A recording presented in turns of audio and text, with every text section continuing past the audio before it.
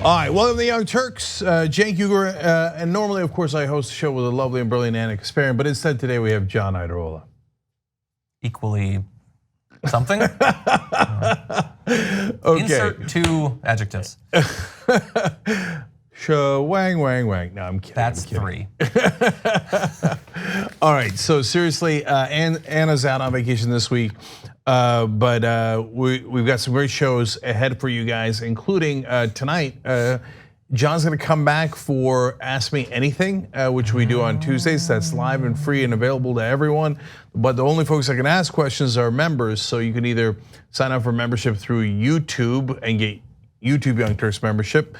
That's the blue button below the videos. If you're watching on YouTube, we're on a lot of different platforms, of course. And of course, you can get Young Turks membership on our website at tyt.com/trial, where you actually get a free week. See if you like it, and you can ask some questions tonight of John and I.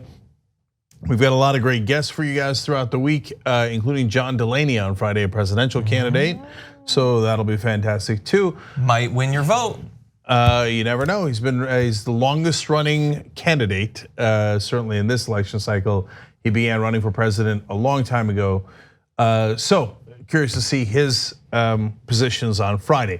All right, let's get going. We got a lot of news today about Bernie Sanders, Donald Trump, Joe Biden, and the rest. Trump claiming that he's basically more progressive than Biden, which is an interesting attack. Okay, let's do this.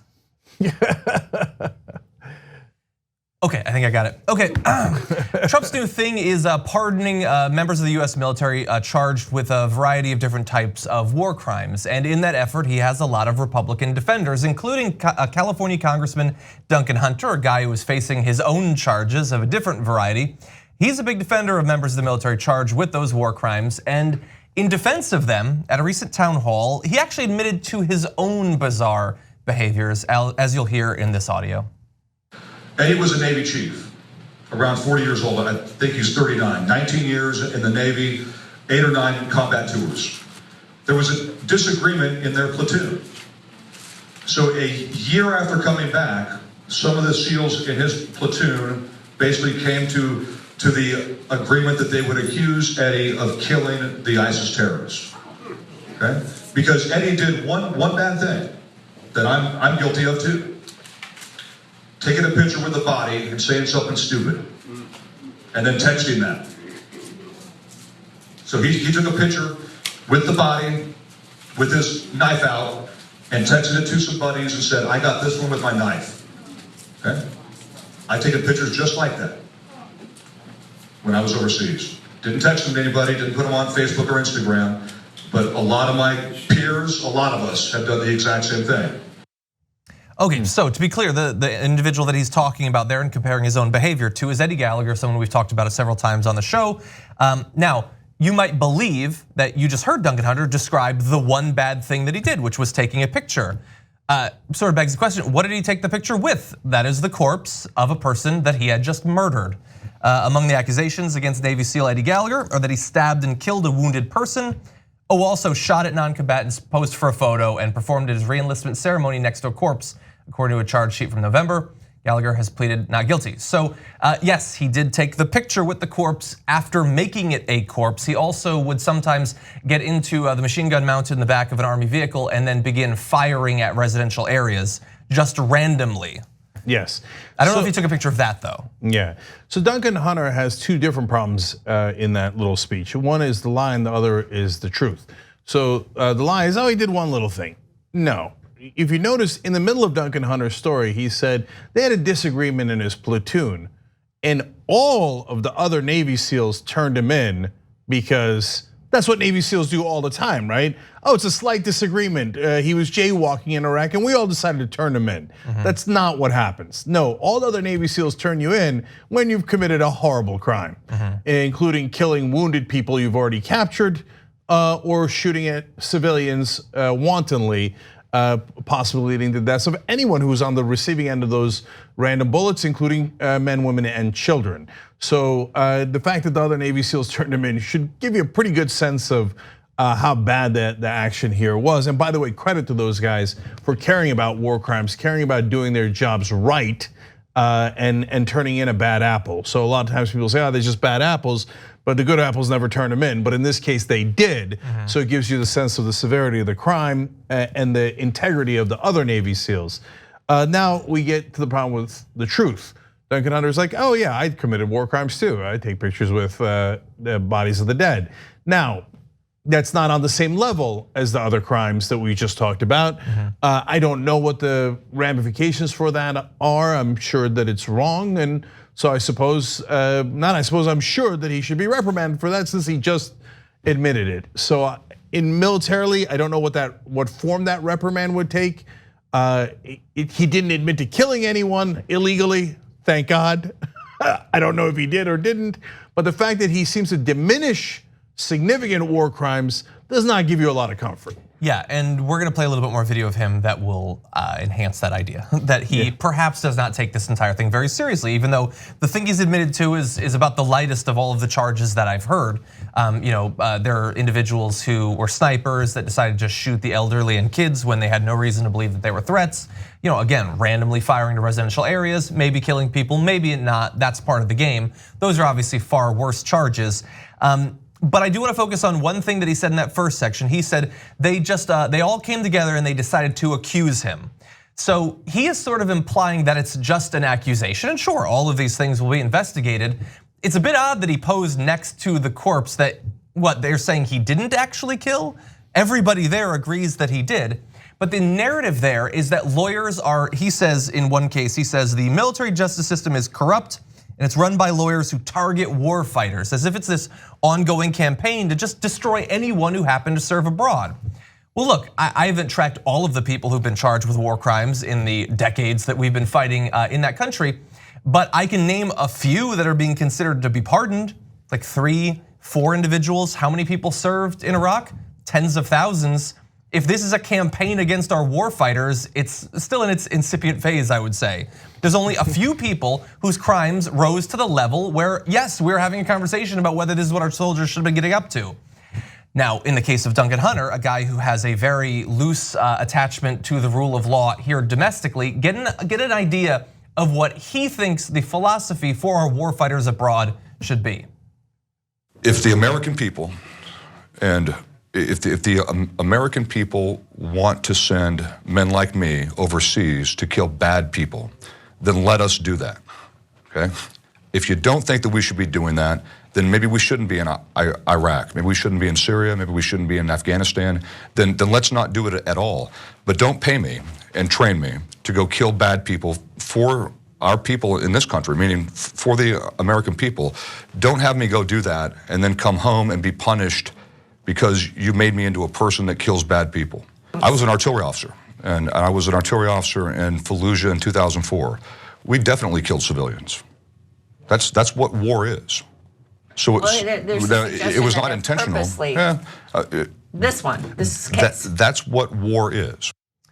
Okay, so when the reporter points out the difference between accidentally killing civilians, which is its own issue, and intentionally killing civilians, he made this noise, Yeah. as if the distinction between those two things is unimportant. Yeah, and he kept saying, you sent me to kill bad people. Well, okay, there's an important qualifier there, bad people. We didn't send you theoretically to kill innocent people. As it turns out, we killed a lot of innocent people. Just over the weekend, Bill Kristol and Jennifer Rubin, who writes for the Washington Post, were yelling at Bernie Sanders because he was impolite to them about the Iraq war. Well, we killed nearly 1 million innocent Iraqis in that war. I would argue that's slightly more impolite. But to guys like Duncan Hunter, he just doesn't see the distinction. He's like, you said bad people, I killed Iraqis. Innocent, non-innocent, So does that now ratchet up the level to which I would want to see if Duncan Hunter committed war crimes? Yeah, because he seems to not really care about that distinction at all. And no, not all Iraqis are bad people, and not all US soldiers think like Duncan Hunter. In fact, apparently most don't, and that's why these guys got turned in. There's a couple of people that Trump is thinking of pardoning, and at least 2 of them, including the person we've been talking about, Gallagher, and Army Major Matt Golston, are accused of premeditated murder of innocent people. Yeah. And so That's not what we call bad people in this country, but Duncan Hunter is a terrible guy. He's of course facing indictment on federal corruption charges, so he doesn't seem to really care much for the rule of law at all. Yeah, and just again, a reminder, like he's talking about like, hey, crazy things happen, war's a crazy time. And he's saying that all of that, whether it's firing artillery that might hit civilians, which again, that sort of chance that you might be killing civilians is one of the reasons that we should be far more careful in the military adventures that we choose to go on, is somehow the same as a soldier seeing a wounded Iraqi, taking out his knife, walking up to this person who's being treated for his wounds, and then murdering him with a knife is the same thing. I don't understand how any reasonable person doesn't hear that comparison and think Duncan Hunter is an absolute monster who doesn't belong in the military, doesn't belong in government, probably should be being watched and I would assume counseled for the obvious damage that has been done to him, because his sense of morality is at best topsy-turvy, if not shredded beyond any repair. Now, this is the guy who, of course, says we should pardon war criminals because of how much he cares about people in the service. Now, let's remind you that part of the corruption charges was that he would rip off his own donors and others and say, well, let's just pretend that we bought material for veterans and service members. So we're not gonna give it to the people serving, of course not. I'm just gonna keep the money and spend it for my own purposes, and we'll pretend that we did something good for people in service. Yeah. So he doesn't really have much respect for the decent people serving the United States military either. Yeah. He's happy to rip off people under their name. So that's the kind of guy Duncan Hunter is. He barely won re-election, and that does not speak well of that district. They knew a lot of these charges, not about the war crimes, but certainly about the corruption charges ahead of time. But this time running against Amar Kampa-Najjar, who's his Democratic opponent, he might be on the ropes. But look, if you're in that district in California, you're gonna get to decide who you are, because you've now seen all this. And if you think, yeah, I like that guy who doesn't care between distinguishing innocent civilians and bad guys that we're fighting, and is okay with murder and thinks that people should be pardoned, and then makes a mockery of the people who serve the country by ripping off and doing corruption in their name when they didn't do any such thing. Okay, then that's who you are, and enjoy that life, but that sounds pretty miserable to me. But yes, you do have another option in that district. And one more thing for context, remember that this Duncan Hunter is the guy who ran the most Islamophobic campaign ad, at least in recent history. That was very fast that they got that going. Yeah, just accusing him of being a terrorist because of his background, the background of his family, his family heritage. And so this guy believes that if you or anyone in your family was or is Muslim, you have no place in US government. He also believes that Iraqi soldiers and civilians, you can just murder them if you want, and that's totally fine, it's totally part of the war. Like if you believe that those are separate things, if there's not some sort of ideological connection between the way that they practice Islamophobia here in the US and the way they believe wars should be prosecuted, I think you're insane. Well, maybe as insane as Duncan Hunter. Actually, now it all makes sense when you connect the two things. His opponent is Amar Kampa-Najjar, who is not even Muslim. He's Christian, he's raised by his Christian mom, who is Latina. His father's side are Palestinians. Now he doesn't have contact, certainly with the people that were in the ad. Duncan Hunter Jr. had to go back to his grandfather and accuse his grandfather of terrorism. He never met his grandfather. His grandfather died well before Amar Kampa-Najjar was even born. But now it actually, at least I understand the connection, because Duncan Hunter thinks, I don't care. That guy's an Arab. He looks brown. He has a Muslim sounding name, good guy, bad guy, running for Congress or someone I'm supposed to kill, I can't quite tell. So that's who Duncan Hunter is. Of course he's running Islamophobic ads here in America in his own election campaign. He's the guy who said, who cares who they are in Iraq, just kill them. You just saw it on tape. Innocent civilians or guys we're supposed to target. Who cares? So that's who Duncan Hunter is. Again, the only question that remains in his district is, who are his voters?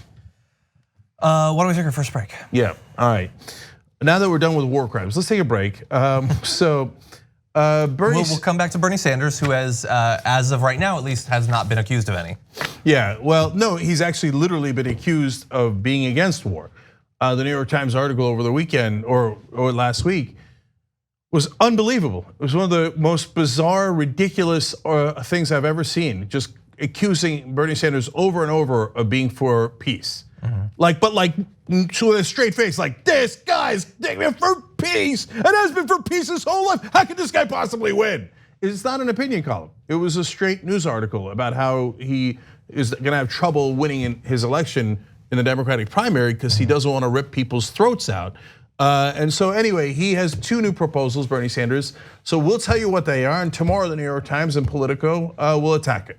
So first find out what they are when we return. We hope you're enjoying this free clip from the Young Turks. If you want to get the whole show and more exclusive content while supporting independent media, become a member at tyt.com/join today.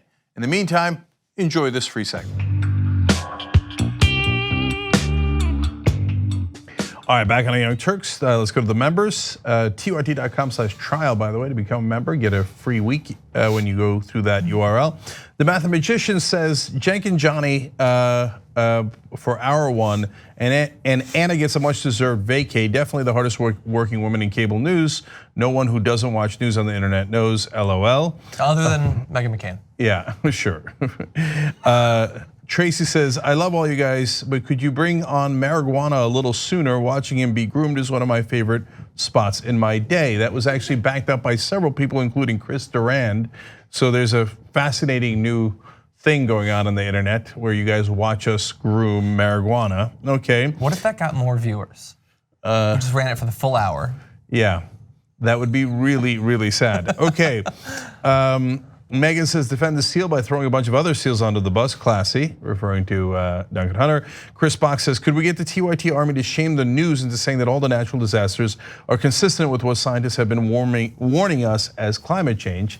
We're trying, brother. And by the way, come out to the rally that we are having on June 8th in Des Moines, Iowa, and you'll hear a lot about our new plans.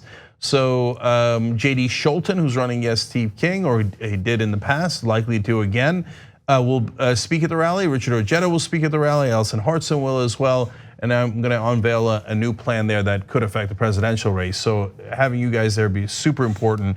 tyt.com/rally. And last one, Devin Nunes' German teacher says, if Hunter does not know the difference between killing someone accidentally and on purpose, he should have never been in the military. His training failed. Yeah. Very good point. And if you're one of the 99% plus percent of members of the military who have not butchered civilians and just gone around killing people, like how mad would you be that this guy's saying, yeah, that's just what we do. That's what it's like there. I cannot think of a greater insult to the people who did not murder randomly.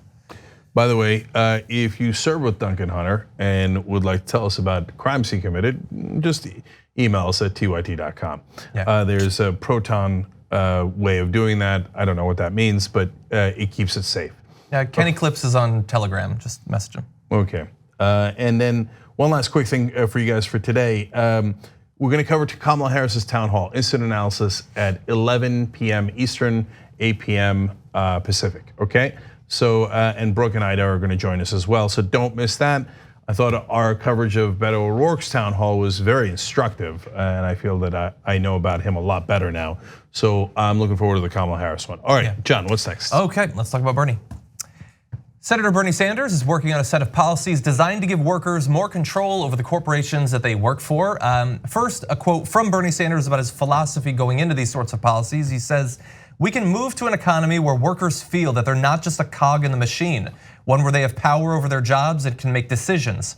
Democracy isn't just the opportunity to vote. What democracy really means is having control over your life. And obviously for many people, their life a lot of the time is their job. And so he wants to give them more control over that. Sanders said his campaign is working on a plan to require large businesses to regularly contribute a portion of their stocks to a fund controlled by employees, which would pay out a regular dividend to the workers. Some models of this fund increase employees' ownership stake in the company, making the workers a powerful voting shareholder. So we don't know for sure that that is the model that they will go with, but even if they do not, it will provide a financial return and an incentive along the way for the workers who are actually contributing to the success of these companies. Yeah. So we're now at the point where I think we've reached how far left I am. Okay, going further is going to go Exciting. past me. Okay. Oh, he's about to. All right. Well, we're going to see about the second part of this, but this is a good proposal. We offer stocks such as it is to the employees here at the Young Turks, but we're trying, brother. We're trying. It's closer to chicken stock than actual stocks, but it is stock. So it's the right thing to do, and having the voters have an increased share of voice in a sense by being voting shareholders in the company is an interesting idea. Obviously, some on the left go further and say that the workers should run the companies entirely. I'm not there, nor will I ever be there. I don't know. We could certainly. It's an interesting idea, and all those things are worthy of discussion. But yeah, I don't agree with that. But that is not what Bernie Sanders is proposing. He's proposing a very simple thing of let's give them some stocks. Amazing fact. 97% of all the capital income in this country, meaning stocks and interest rates that people collect, et cetera, is owned just by the top 10%. The bottom 90% only own 3%. This would actually give them more stocks and a bigger stake in the companies, which I think can also help the companies. We'll talk more about that after the second proposal. yeah, and at the end of this discussion, we're gonna have a little bit of the science of what these sorts of policies end up doing for the companies, and spoiler alert, it's positive, but I don't think that you need a study to know that if you are getting a financial return on the success of the company, you're going to be more invested in making sure that the company does well, and you're probably gonna stick around longer, which is obviously financially beneficial for the corporation as well. Now moving to the second part of the plan, we'll see if Cenk is on board. Sanders also said he will introduce a plan to force corporations to give workers a share of the seats on their boards of directors. And so the actual board that is sort of setting the mission of the corporation, also obviously incredibly important in choosing the CEO, and we know that there tends to be an oddly incestuous relationship between CEOs and their boards. This would provide more direct representation for the workers in the most important decisions being made for the companies. Yeah, so both proposals are for large companies. So I want people to understand that partly because of, we're a small company and it's a little bit different, but mainly because you guys might run small companies or folks that do it that are entrepreneurs.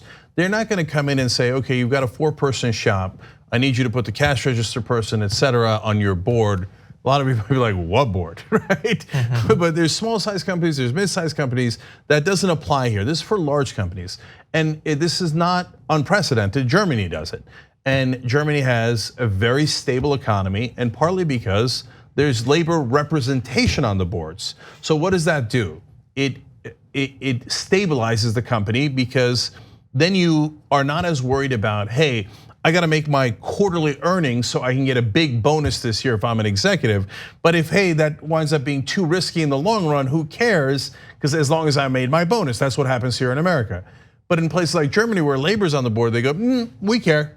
We care. We want to make sure that the company is healthy in the long run. We care a lot less about your goddamn bonus than we do that this company is successful in the long term. So it provides the correct incentives rather than the wrong incentives. The reason why I wouldn't go further than this, in my opinion, one of the issues of just completely employee-run companies, which there aren't that many of here in America to begin with, and I might, and I will get experts on the show and talk it out, et cetera, is that, well then, of course, you're gonna wanna protect the current employees, and that makes sense, and we all wanna do that. I hope we do if you're running a company and you care about the people in the company, but that might not always be the best idea for the long-term health of the company, that perhaps the new employees can come in, et cetera.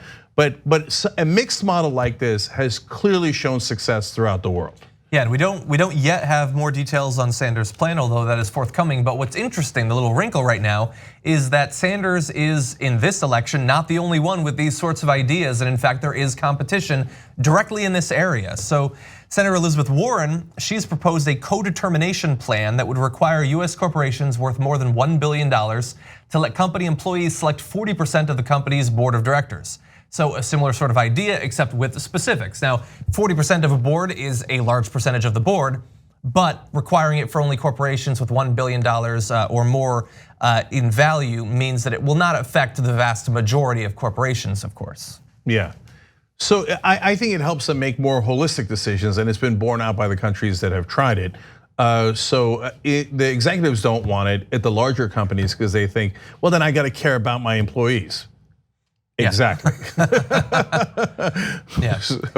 And so, look, those are the two big ones that we're waiting for. But in this area, Sanders has already introduced a number of ideas, sort of, I would say, lend to, I think, his claim of being at least tied for, if not the best on workers' rights out of the 57 people who are running for president right now. Additionally, he has reintroduced in the Senate a series of measures to increase the percentage of the American workforce in employee-owned ownership models. Those policies include a $500 million bank to finance company transitions to worker cooperatives, new legal requirements that owners give their workers an opportunity to purchase firms that are closing, and federal funding to create centers in all 50 states that would encourage employee-owned businesses.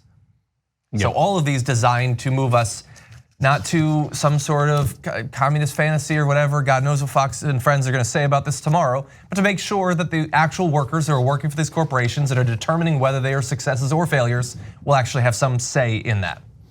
Yeah, I love a couple of quotes from this article. It referring to the last thing that John just explained to you guys, they say in the Washington Post in particular, these ideas are not gaining traction in the Republican-controlled Senate. You think? Yeah, and then earlier they said, well, there is critiques of these Bernie Sanders ideas. I was like, okay, that's interesting, because I think that if it went too far and applied to mid-sized and smaller businesses, there could be legitimate critiques, as we just touched upon.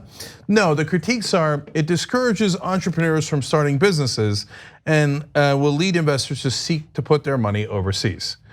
Okay, hilarious. Okay, I don't know any successful entrepreneur who's like, well, I was gonna start a business, but then they said you have to care about your employees once you get to $1 billion. Well, God damn it, I'm not starting it anymore. Preposterous, totally preposterous.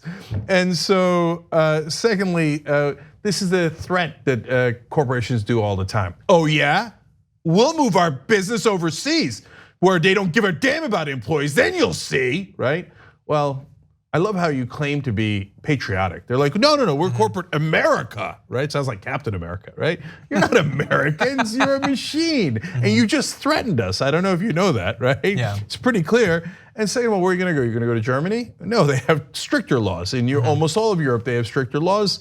And in a lot of Asia as well. So yes, you could find some countries where there's a race to the bottom, of course.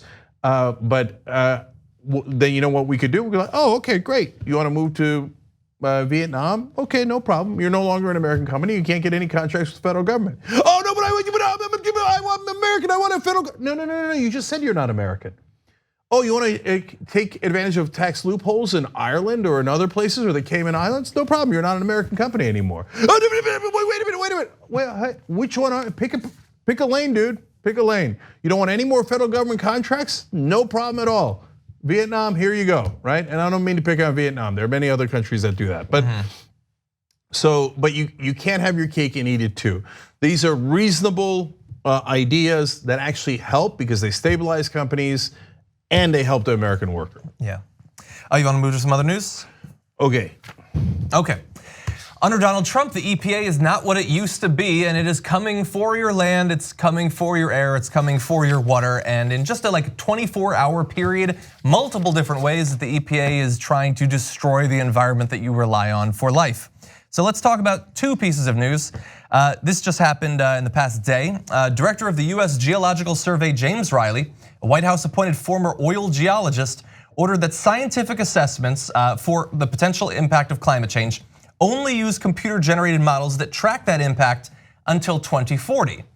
Now, if you're not a scientist and if you're not trying to assess how much damage climate change is going to do, it might seem like going out a couple decades makes a lot of sense, but there's a reason that they're choosing to cap that at 2040 rather than going to the end of the century, as these models have been doing of late. The idea is that the actual effects of climate change, the most negative ones, begin to ramp up after 2040. And so if you cap it there and say, we don't wanna know what happens after that, then you can pretend that, hey, maybe things will be okay. We don't necessarily know how bad it's going to be.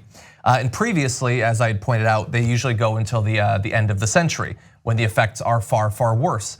And just recently, a few months ago, the US government put out a report talking about the incredible toll in terms of both money and American lives that will be lost by the end of the century due to out of control climate breakdown.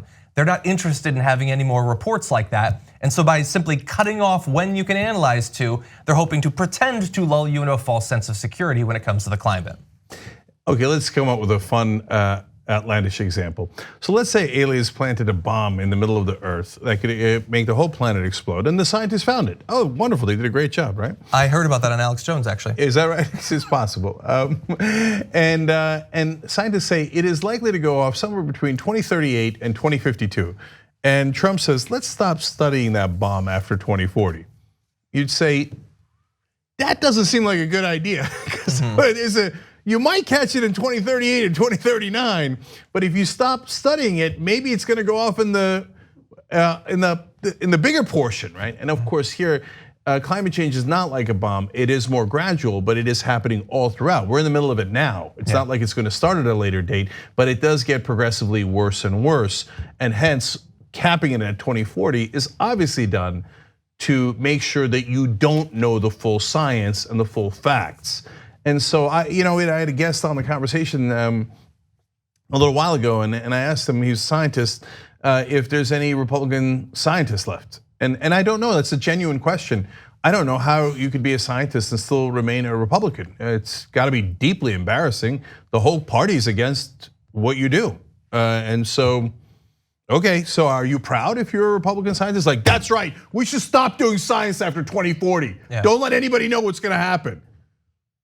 If that's your kind of science, maybe you should find another field. Yeah, and it's also amazing that, this is the party and the individual, Donald Trump, who says, I alone can protect you. I'm the only one that can save you from these threats. And yet, when it comes to gun violence, they don't let us actually track how many deaths there actually are. Now they want to make it so that we blind ourselves to what is going to happen with our climate.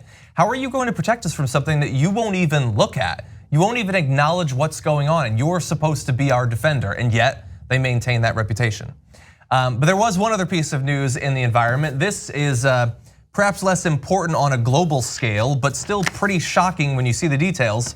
The EPA released a notice on Thursday of last week requesting public comment on its proposal to raise the maximum level allowed for a chemical used in literal rocket fuel, which is linked to thyroid problems, to 56 micrograms per liter. This is 3 times higher than what the EPA previously recommended as a safe level for drinking water. Now, what is important about that is not just that they are saying you can have 3 times as much of it, but that before it was just a recommendation. It was not any sort of like legal requirement. But this actually will be establishing a legal requirement, just 3 times higher. And if that sounds bad, it's actually worse because the EPA is seeking comment on 3 other alternate options, setting the level to 18 micrograms per liter, to 90 micrograms per liter, or simply abolishing the rule regulating it at all. So you can just pour as much rocket fuel as you want into our water, or a chemical used in it. Yeah, globally it might be less of a problem because Botswana doesn't have to drink our water, but locally for your kids and for your family, it could be a very, very significant problem. So I want to give you context. So the standard under Obama was 15 micrograms per liter of rocket fuel is allowed in water because that is small enough, the thought was, and as John just told you, is a suggestion, it was not codified yet as a law, 15, okay, keep that number in mind. Now, a lot of people think that that's actually too high. In fact, there are laws on the books in California that it should be 6. In Massachusetts, it's only 2. So that's 2 micrograms per liter that is allowed. So already the Obama standard was way above California and as you can tell, 7.5 times the size of Massachusetts legally allowed limit. Now, the proposal here is for 56, the Trump people are saying, but it could go all the way up to 90 or unlimited. So they're like, hey, be cool. We're cranking it up to 56. That's nearly 4 times the Obama level. That's, let's see if I can do this math right, 28 times the Massachusetts level, right? 28 times the Massachusetts level. Or if you don't follow along, we'll make it twice as bad or infinitely bad. But that pretty much describes the Trump administration overall. Yeah. If you don't like how terrible we've made things, we can make it twice as bad or infinitely bad. Yeah, and I guess at this point, there have been so many awesome campaign ads that have just been designed for the opposition, but they want your kids to drink more rocket fuel. Seems like a winner to me. Yeah, Unfortunately, they're Democrats, so they're very unlikely to do those ads. Okay, so last thing on this. So what does rocket fuel do to folks? Well, it produces hormones, or it disrupts your thyroid's ability to produce hormones, I should say, needed for normal growth, and it can affect reproductive issues.